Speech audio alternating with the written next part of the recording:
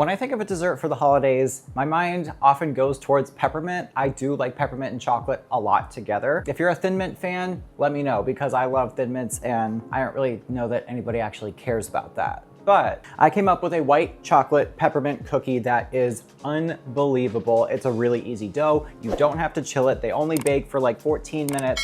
You can have these done in less than an hour. The full written recipe is in the description. Don't you worry, you guys are gonna love this recipe. We're gonna start by mixing dry ingredients together. So we got baking soda, some cream of tartar, some salt, along with cocoa powder and flour. I use cream of tartar in these cookies because it helps them stay really nice and soft and chewy, kind of like a snickerdoodle for several days. So love that.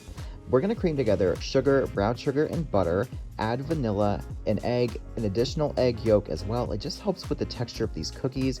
And once that's mixed in, we just add in our dry ingredients, mix on a low speed until the dough comes together, and I'm adding white chocolate chips and crushed peppermint. I actually ordered a bag of crushed peppermint off of Amazon. I can put the link in the description for you if you want to make your life a little bit easier. Now, I'm using a 2-inch cookie scoop for these. You can use whatever size scoop you want, honestly. Just note the baking time will vary. You want to space them out on a sheet lined with parchment, press them down about halfway. They don't spread a ton in the oven, so you do want to press these down. Then you want to bake them at 350 for 12 to 15 minutes until beautifully set, and look at that.